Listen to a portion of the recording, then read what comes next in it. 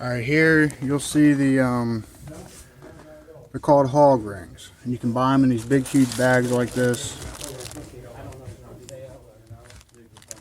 And what I use to connect them is this. And for this big huge bag, it's $12.49. I'm just gonna buy these two right here for what I'm doing. And that's about the size. I'll do a better size later. And here's the meshing. It comes in these big rolls. You can buy this stuff online, or you can just come here and buy it by the foot.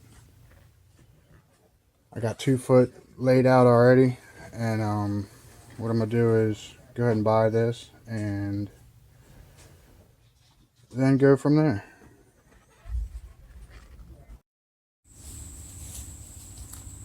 Alright, I'm back home. I've got my 2 foot of meshing, and I've got my hog ring in my I've got an old pair of these. They're not quite as fancy as the ones that they had in the store there. So this is basically what I do. Okay, I have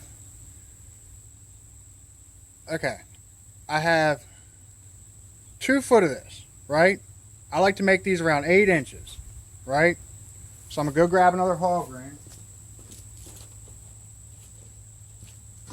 And generally I'd be like sitting down and doing this or something, but you know. So then I eyeball like 8 inches.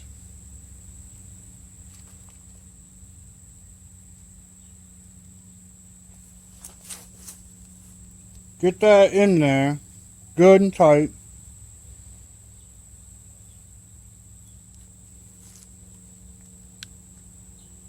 And then just squeeze it. I mean, you can go back later and hit it with a hammer or something if you want.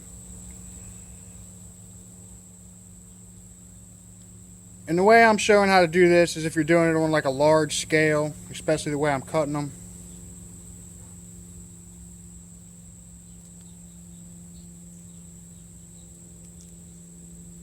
You might want to like actually measure what you're doing. It all depends on how particular you are. And that's what I've got right there. And then say I was going to do like, you know, a couple hundred of these, because I used to sell these things online.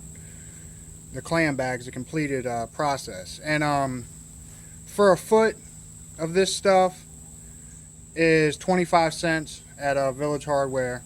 And for a pound of these stainless steel hog rings that I use, it's like, I don't know, it's like 12 something. It'll be in the previous video. It shows on there. But you know, I'm just kicking videos out here. I'm not into a whole bunch of worrying about how it's done.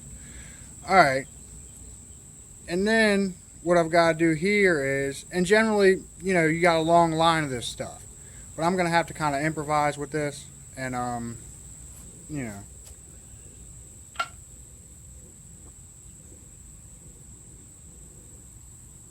I actually kind of messed up, but it'll be alright.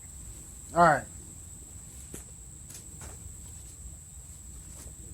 And this is how I cut them, basically, so that the, you know, if you do it with scissors, you get more of a chance of the ends of it catching on something. And not to mention, and also in the video in the store, you'll see, you know, prior to this, when I was purchasing materials, you'll see I went with the orange stuff. It's a thicker, heavier gauge for long-term use. I mean, you know, some people believe that the lighter bait bags, you know, they work better, which might be true, but you know, you got to kind of balance, you know, what you're doing, etc. And when you're doing this commercially, like, you know, little shit kind of it matters less.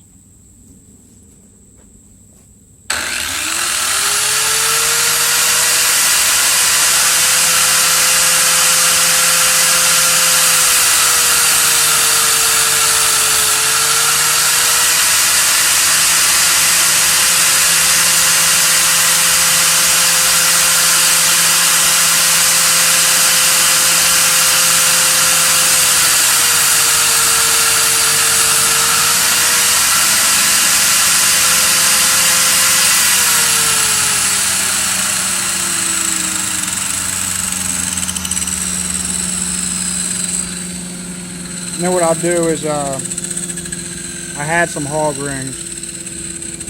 What I'll do is just go ahead and pop one on the end here.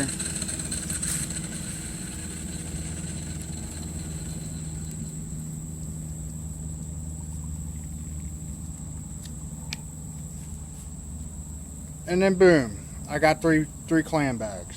And they're ready to go. And they're, just about all the same, etc. And like I said, you can go by later and beat these with a hammer if you want to, or I think they're fine just the way they are. And since I use this grinder, it not only does it speed things up, but it's less labor intensive, and it also, again, it kind of makes it so that you don't get there's less of a probability of stuff getting caught up. And you can see here on this one that see how I put that on later, right there. I put that on last after the cut was made. It heightened the probability of a tangle as opposed to these.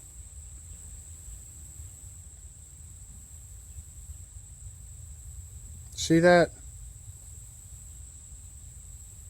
Alright, thanks for watching, and don't forget to subscribe.